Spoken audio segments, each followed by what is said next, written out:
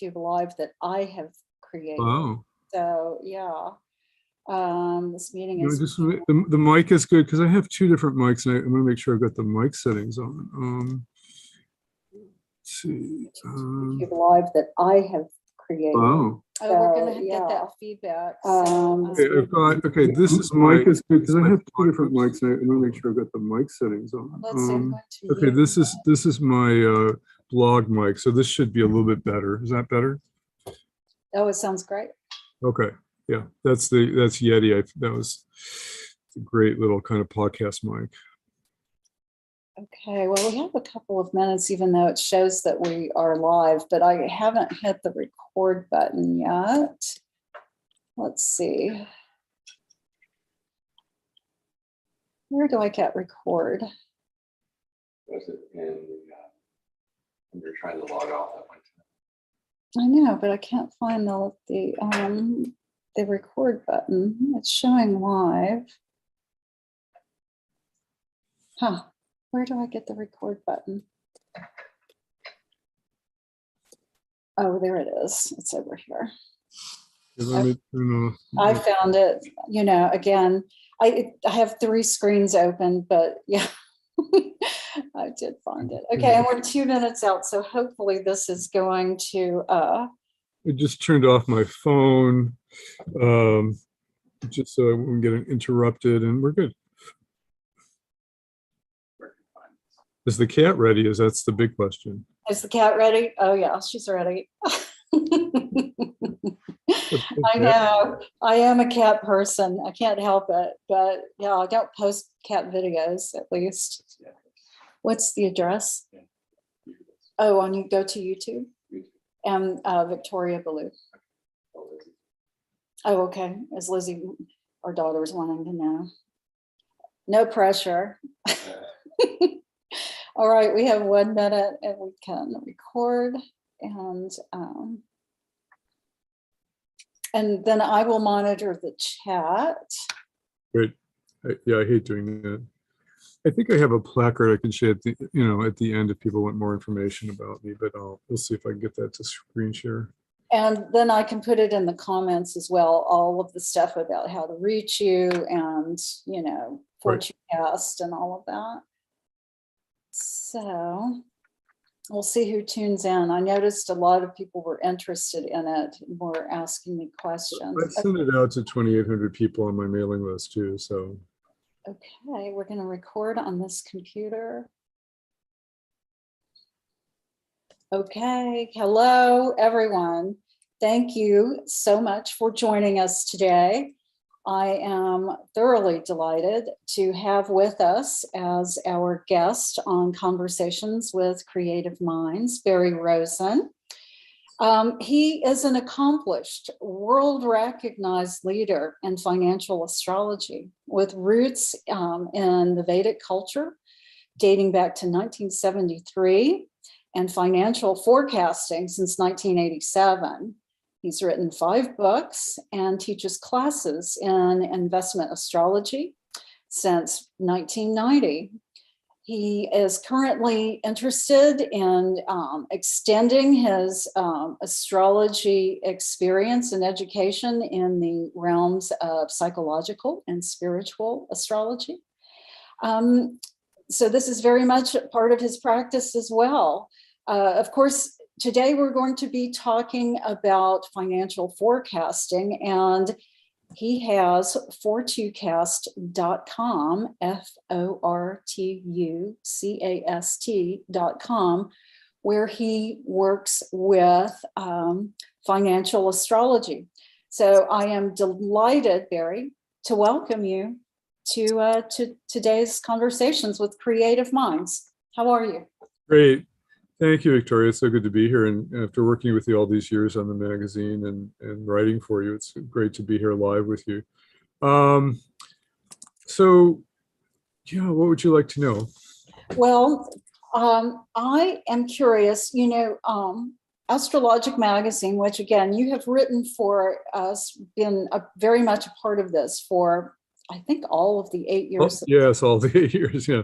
Yeah, and so, as you know, we have a large group of astrologers who are subscribers, but also we have other people who are interested in things like tarot and dream interpretation. And so they are not astrologers, but I really thought that everyone could be interested in talking to you today about what the whole aspect of financial astrology is about.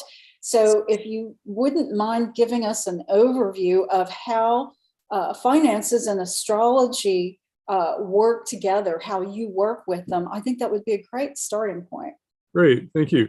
Well, there's two levels of it. I started out, and I've kind of renamed it investment financial astrology, where I was kind of interested in forecasting what the stock market would do using astrology. And I had started studying astrology in maybe 1985, and I was watching the markets, and I was kind of thinking, well, why is this market up this day and this market down that day? And so I'm kind of a researcher, and I would just kind of, try to, and there's a whole realm of Western financial astrology, that goes back to, Gann was a very famous trader of the century, one of the best traders in the world, was interested in astrology.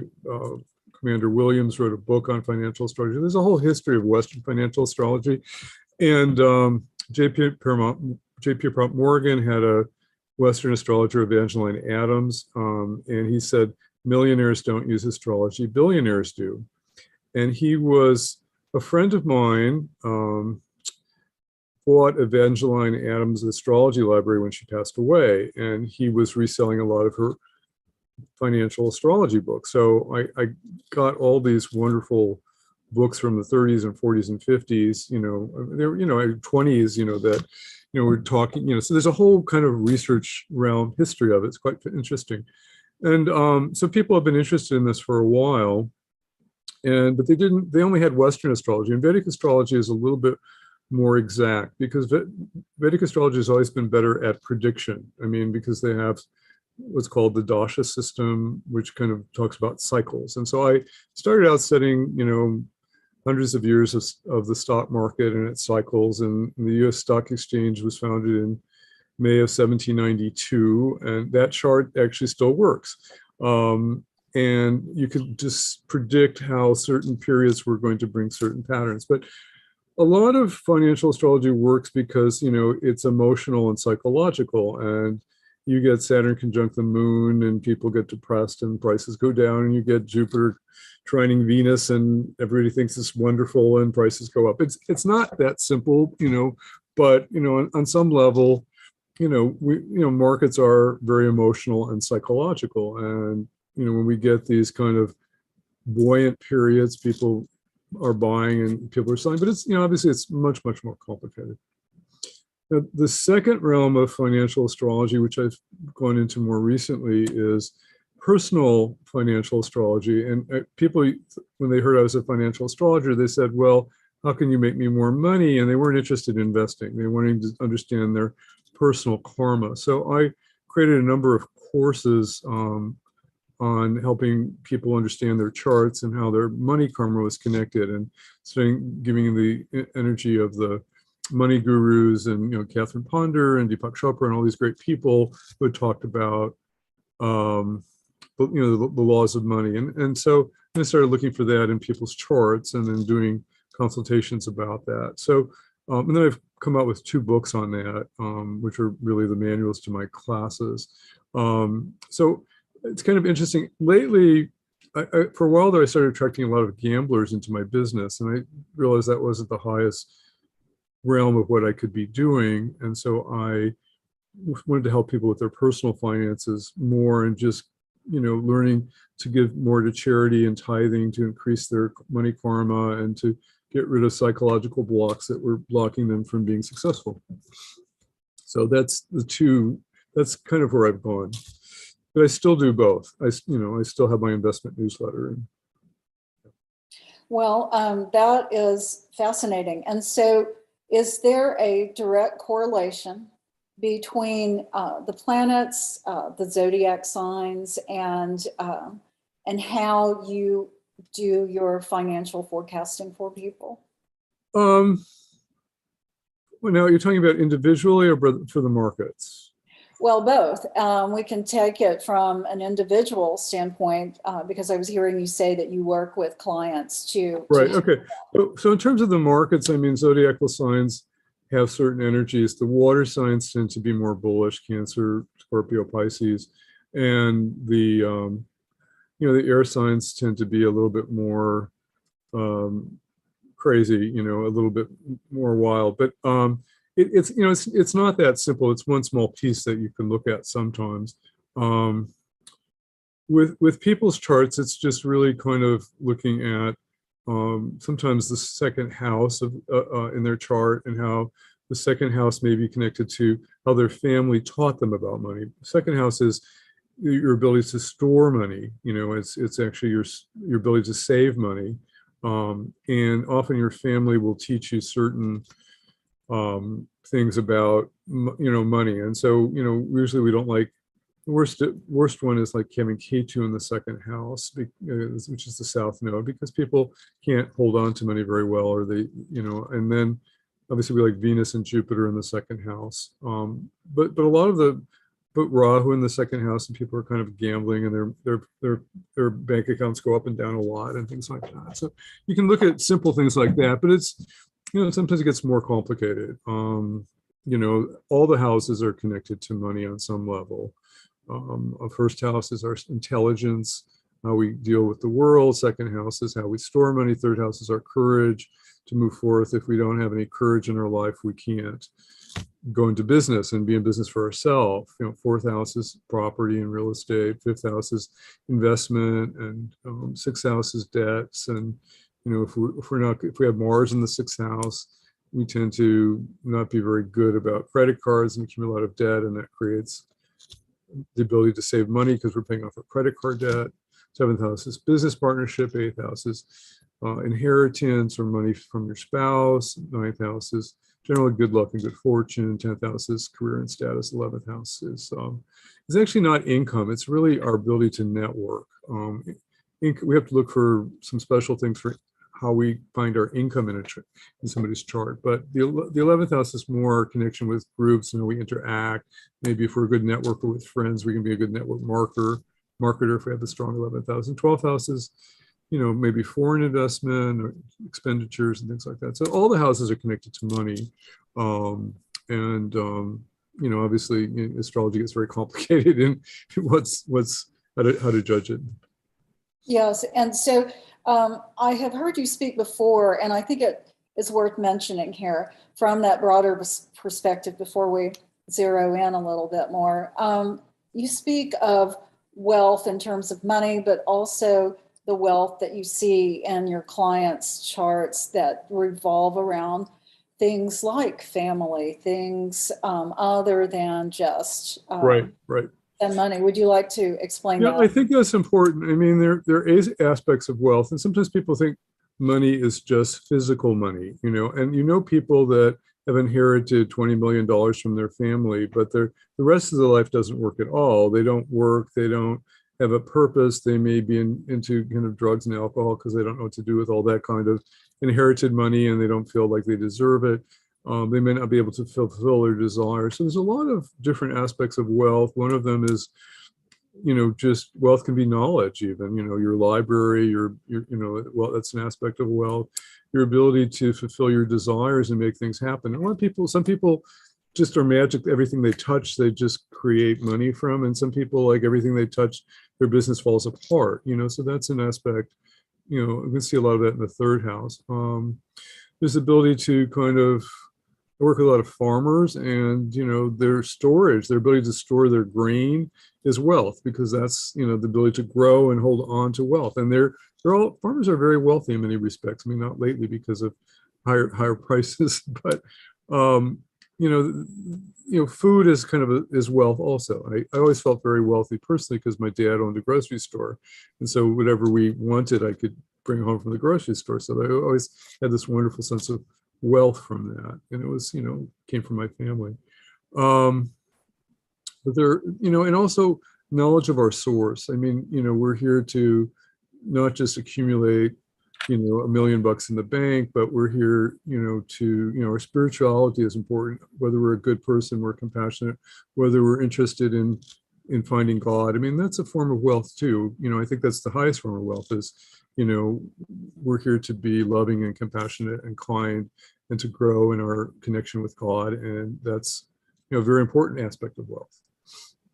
And so in our charts, are sometimes better than others, or, certain years better than others for investing? Do these things shift, or are they etched in stone? Yeah, of course. I mean, there's some people who maybe have good investing common sense their whole life. I mean, a lot of people don't have good investing charts. I mean, a lot of people, in high school, my uncle taught a class on personal finance the senior year of high school, and they learned how to get a mortgage and how to get insurance and how to open a savings account and how to invest in savings bonds, and they, really practical things. And, they learned about the stock market, and we don't teach our children that anymore. So our children don't really know much about investing anymore. And I find, if you have a strong fifth house and a strong sixth house, the sixth house is money that you accumulate from investment. So if you have a strong sixth house, that means that you can, and you have a strong fifth house in your ability to invest, and you can accumulate money from investment. Some people have this fantasy, they want to quit working and they would just want to play the stock market and they're going to get rich quick. And, there's a lot of gambling that can happen. You have Rahu in the fifth house, you get people who gamble on the stock market, and inevitably that doesn't go well. What comes up goes down. So investing is always about saving for retirement, slow and steady wins the race, keeping the long-term perspective so that we can, have money when we're retired. And our youth are not very good at doing this anymore. And it's very sad, actually. Yes, I agree with you. And so this is what you talk about in your forecast are things like this, or are you talking about the broader aspect of the stock market? So my forecast newsletter is I have 3 different versions. It's actually, information for traders and investors. So I have a letter called the ETF Timer, and ETFs are a basket of stocks. So like solar energy is a kind of everybody's interested in solar energy now. And so there's an ETF you can buy called TAN, T-A-N. It's like buying a stock. And if solar energy is doing well, then that ETF goes up, and you're investing in maybe 10 stocks rather than just one that may or may not make it. So I cover ETFs, I'm trying to find things that are kind of moving, and lately everything's been going down. So it's like, it was easy, when the market goes straight up, it's very easy to make money. When the market's going down and we're in a bear market, it's, you really have to know what you're doing to make money. And that's why people are very frustrated now. So I advise people on, what to trade and what, where to make money. But some people are, they trade every day, and I work with those people. And there's some people that are investors and they want to buy gold and hold it for 2 years and hope that, eventually it will go up, but it hasn't been going up, Right.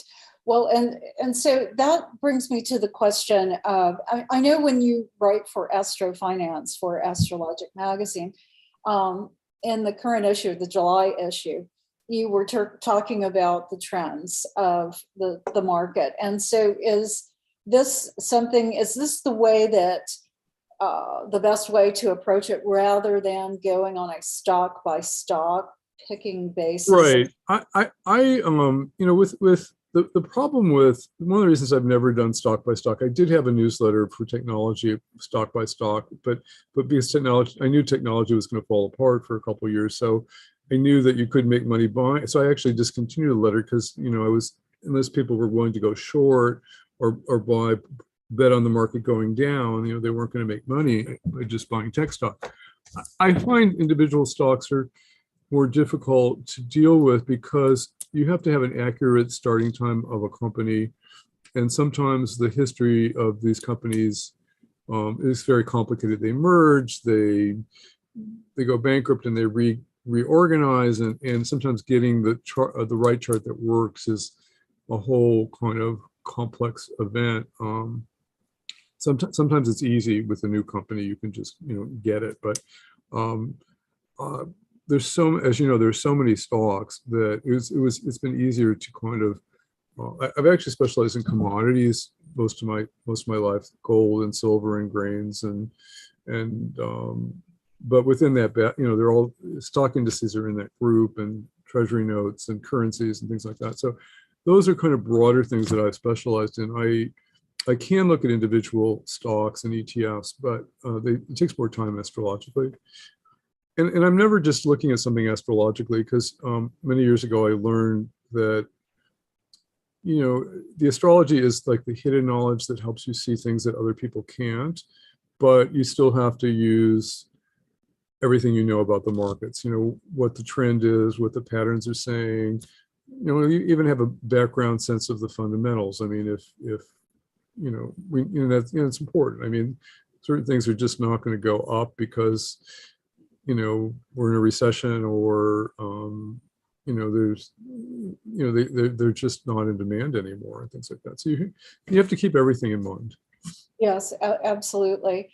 So we are going to have some questions. If any of our viewers have questions, just type them into the chat.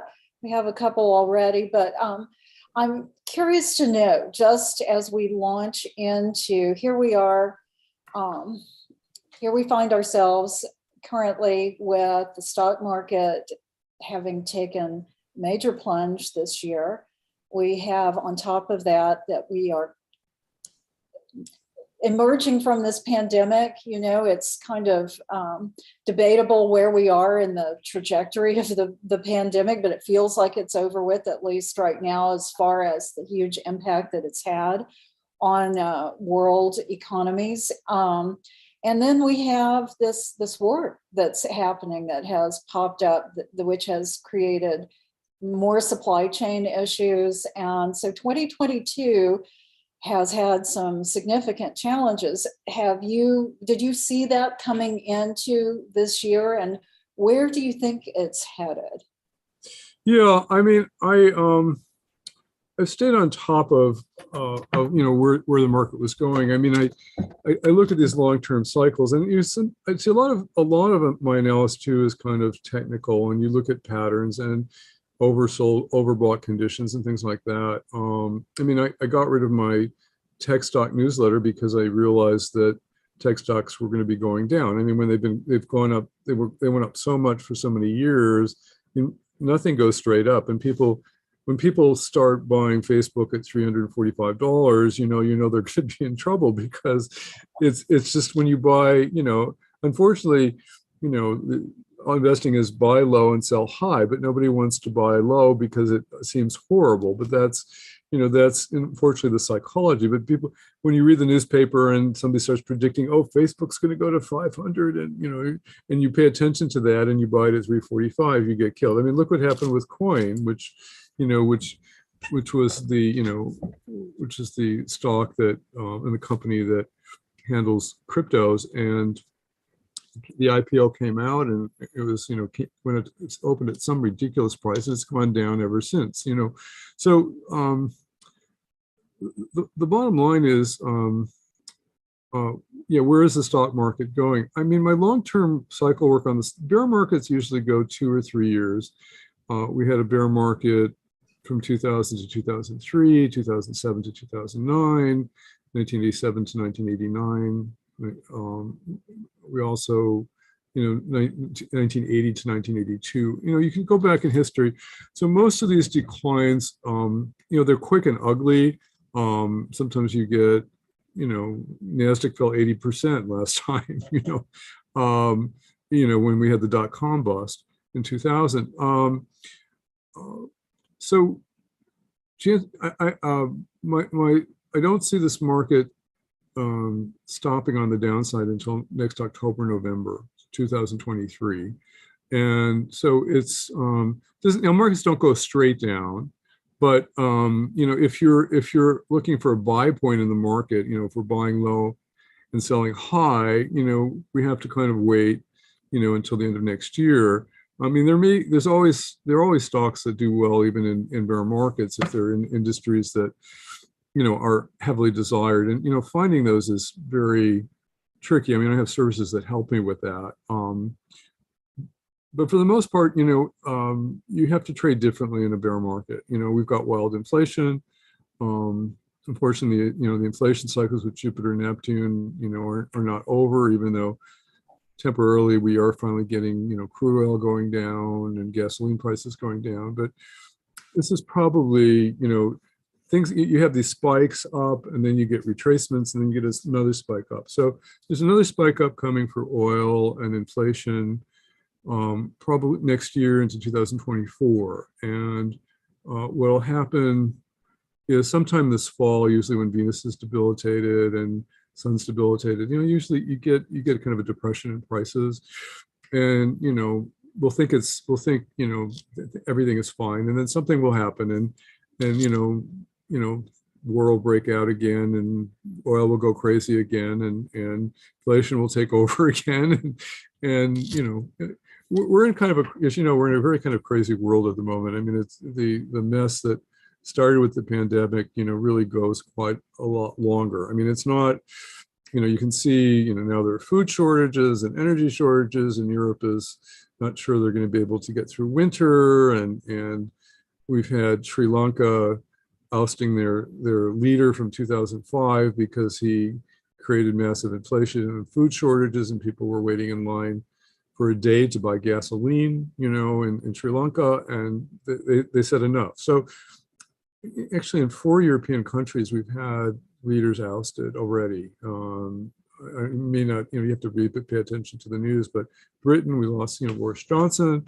Estonia also had a turnover. I think it's another country, and then Sri Lanka. So we may be getting more of those type of events happening, and I think it's just kind of upsetting for the markets.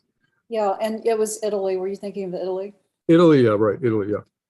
And so you were touching on a question that we had about interest rates. Will they continue to rise? And if so, how long do you think that will happen? So you touched on that, but do you want to elaborate on that anymore?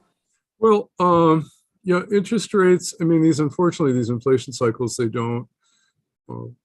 very hard to control.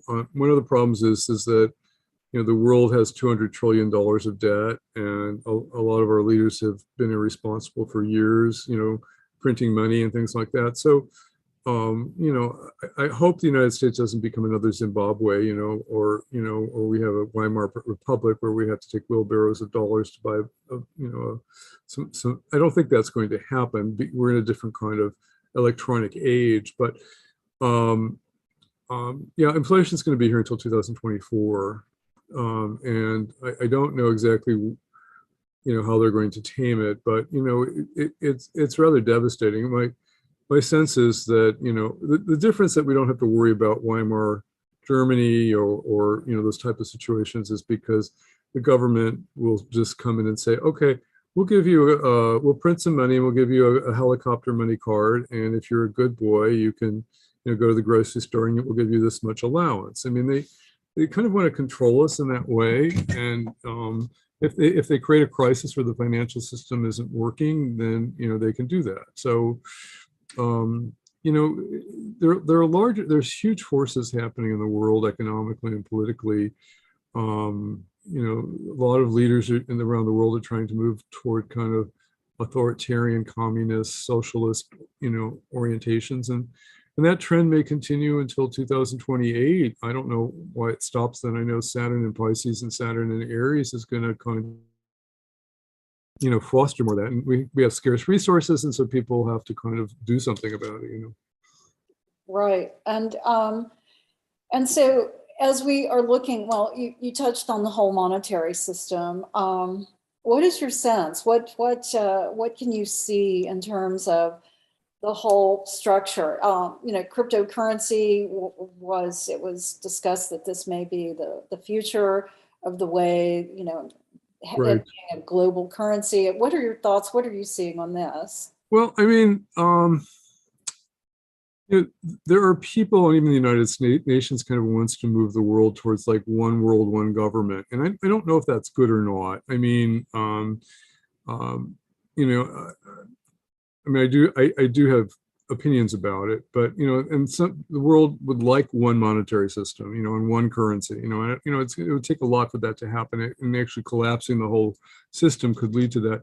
Cryptos were eventually invented so that they couldn't be controlled by government. And if you remember, even in the 30s, gold took over as the king, but FDR, forced people to turn in their gold. Cryptos, and we've had a number of people trying already to legislate cryptos, because governments really don't want people competing with their ability to manufacture money. And, cryptos have, I think cryptos will finally be done with this fall into, September. I'm looking at maybe at 13,300, but it's fallen 80%. And again, it's just like NASDAQ fell 80% with the dot-com bubble. 80% is one of these kind of magical mathematical numbers that happen. So how much they'll come back into next year, I don't know. We'll get a nice bounce in cryptos, but I don't know if they're going to take over, the pie in the sky, utopian model that people had with them. I'm not sure it's going to happen. I think maybe, and if you've noticed, there's been a lot of crypto companies going bankrupt, like 2 or 3 of them. And this is kind of similar to what happened, in the 1890s. They invented bicycles in the 1860s in the UK. And in 1893, there were 193 bicycle companies on the London Stock Exchange, and they couldn't all compete and exist, and most of them died out. And I think all these kind of crypto copycats just they're not going to make it, because it's just like it's kind of like 193 bicycle companies. So there'll be a few, maybe Bitcoin and Ethereum, and the big guys will survive, but I don't know if they're the future of our world. The guy who invented them really theorized properly, but it's really kind of daunting. It's just, we have Saturn Pluto at work again now, because Saturn went retrograde back into Capricorn, is moving towards Pluto, and Saturn Pluto wants to be in control, it wants authority. And so Los Angeles already wants to bring back mask mandates, like they can't let people alone.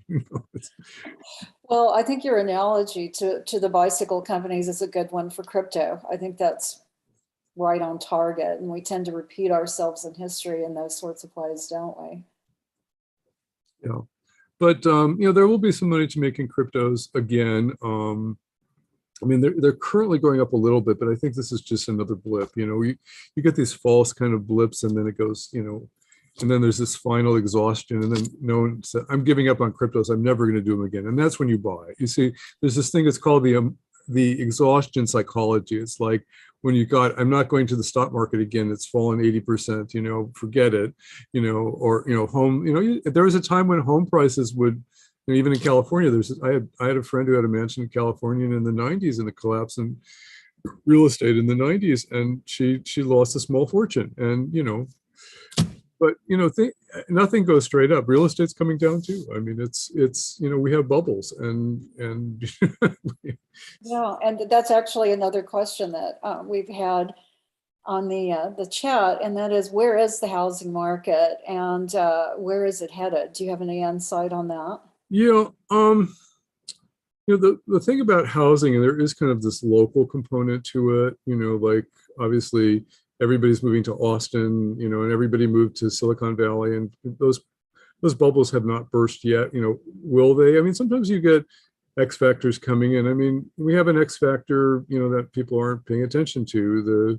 Lake Mead is drying up, and Lake Mead, supplies water to 70 million people in the West, right?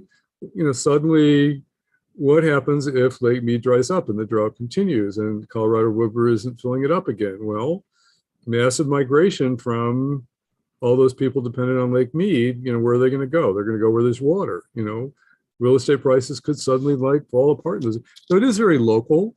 In general, real estate prices are coming down because interest rates are going up. And if interest rates go up until 2024, I did some work on real estate cycles, and there's two lows. One of them is in next year, and then one of them is in 2025. And again, they're always kind of local components. So if you're waiting to buy, I think, you can see the bubbles bursting. 60,000 people pulled out of their mortgages last month because, suddenly the rates went up. I mean, the people were going to buy homes, and they didn't get the rate they wanted, and they couldn't afford it, and they pulled out. So, it's happening.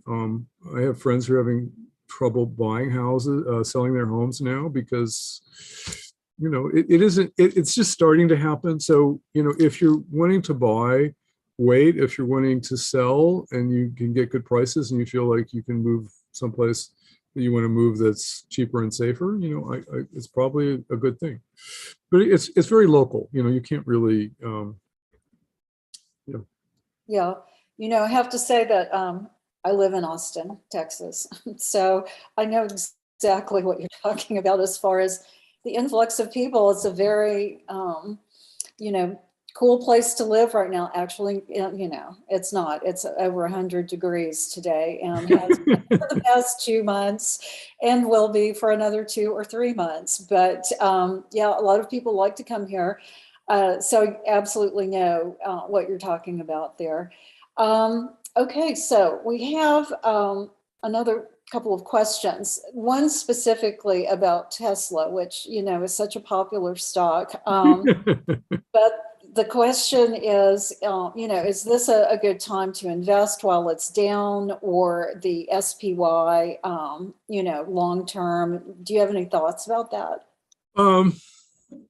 Yeah, Tesla's been kind of a fun stock. We may be at a place, and there's investing and there's trading. Okay, so Tesla probably will go to 600 or 500 even at some point before it may be an investment buy. It may have a nice bounce here. I mean, it may, and it went down quite a bit. And if you're a short-term player, you might make some short-term money on it. But these things are, this is what I do in my investment letters. You have to kind of time these things. This week we're going into a rate hike, and usually the Monday before a rate hike, which is tomorrow, the market falls apart because it doesn't want to be invested in case they raise rates more than they expect or something like that. So, if you're long, Tesla had a nice rally the other day. I know. I personally think it will eventually go down more before it goes up, and it's as much of a genius as Elon Musk is. I mean, he has to live with supply chains and getting enough batteries and keeping people employed, and it's been quite a ride. It's again one of those. I mean, look how much Google and I mean, Apple is probably the safest stock in the world to own because they have so much cash, and yet it's gone down quite a bit too. And if you're a long-term investor, you could buy Apple on dips and hold it, but even then, even at some point, maybe it'll go to 100 if the rest of the market collapses. So we're not in kind of a we're in a trading period. Maybe the market will go up into September and have a nice bounce. It usually likes Mercury in Virgo, which will have middle of August to the middle of September. So we'll probably get a nice bounce for tech then, but we could be all over the place before then. I would be, and again, that's for traders. Again, it's like, the trend is down. I mean, it's the only real hope we have is, Europe is a bigger mess than the United States at the moment. I mean, unbelievable. Because the euro will probably collapse to 90. And it's at par now, a little bit over par, and it was at 130. It's cheap to go to Europe now again, which is great. But Europe's an absolute mess because they've had negative interest rates. You had to save money. They take money out of your account, and as they raise rates, they're going to have this huge crisis.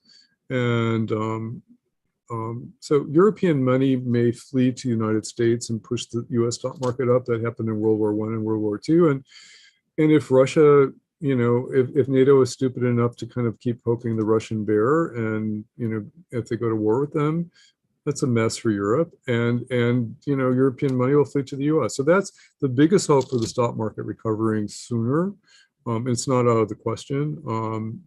And we don't want to see war in Europe, but there's a lot of stupid people over there.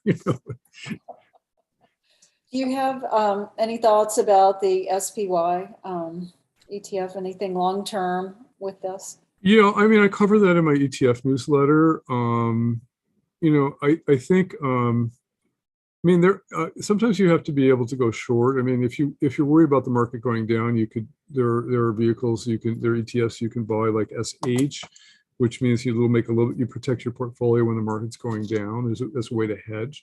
The SPY,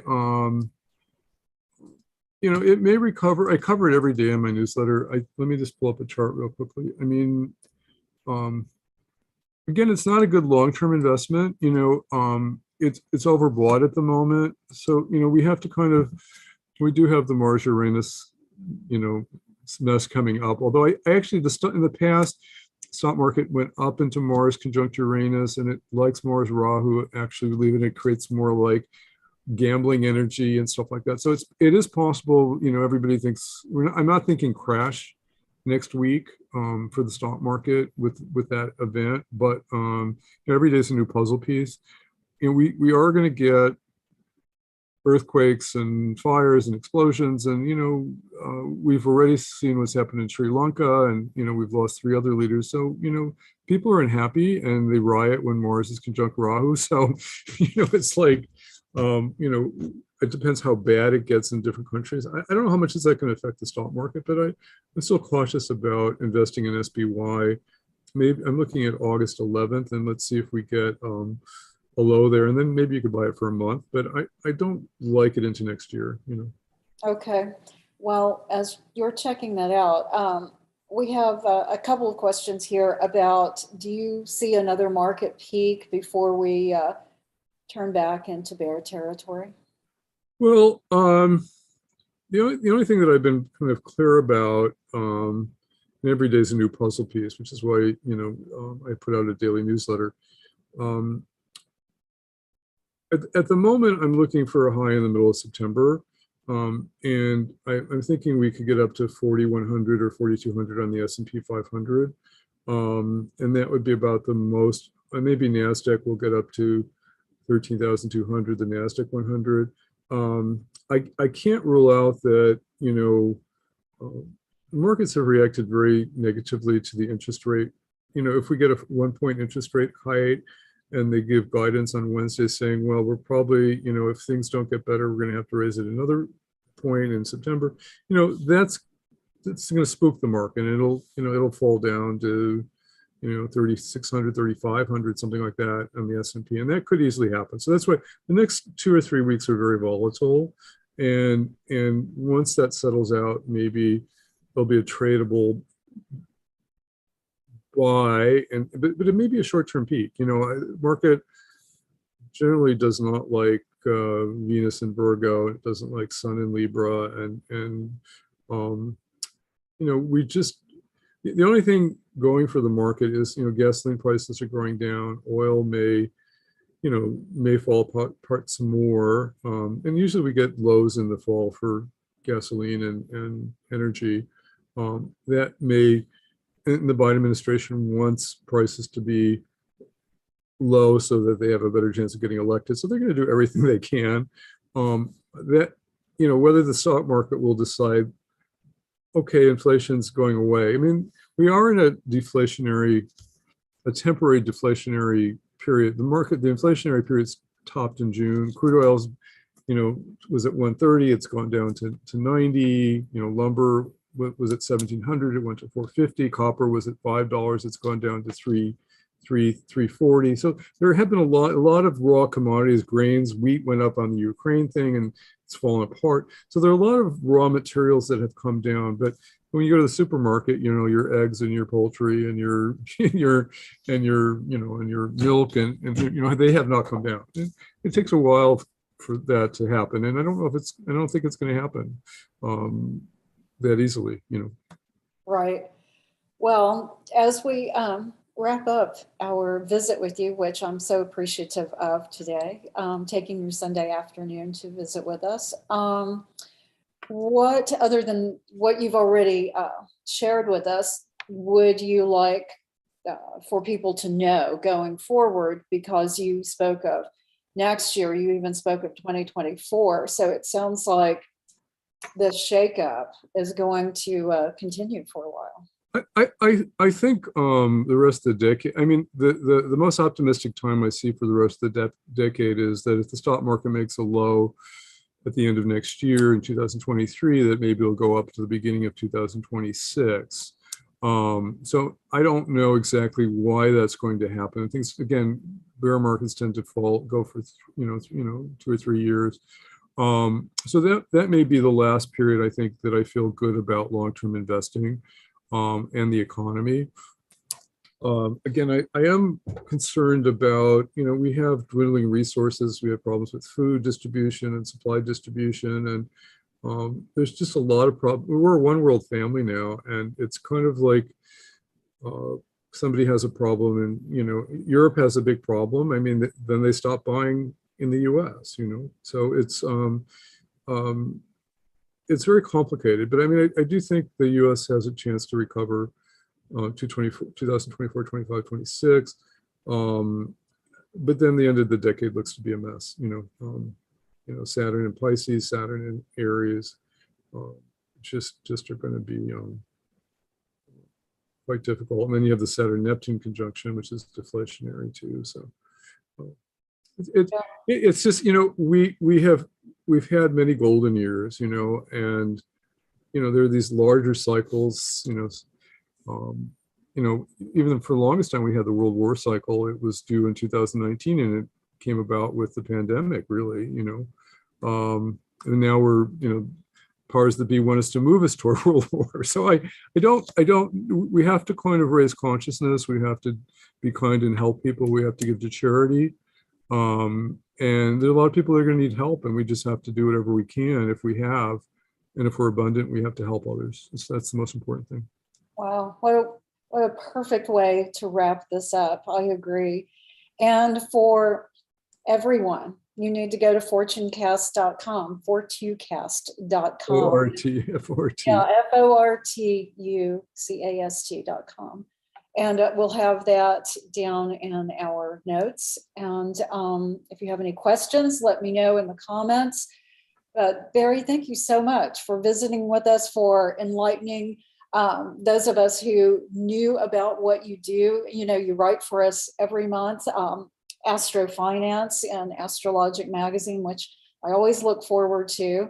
The magazine comes out on the 1st of the month, and I always read it instantly to see what you're predicting for that month. And then, of course, your FortuCast, which you have coming out, you said daily, right? Daily, right. And I have a weekly astrology magazine too. It's free. If you go to appliedvedicastrology.com, appliedvedicastrology.com, I have a free astrology where I talk about psychology and spiritual stuff, and it's kind of stuff I used to contribute for you, you know. We will put that in the description here as well, so everybody can reach you. And for those who are getting to know Barry for the very first time, who are not astrologers, this is a way to understand the stock market and the economy from a deeper perspective, from an ancient science perspective, which is very much what we're about, what I'm about with publishing Astrologic magazine. So bringing that into modern practice, which you do so well, Barry. Thank you. Thank you. So great being here, Victoria. I look forward to catching up with you soon. Take care. Thank you. You too. Bye-bye.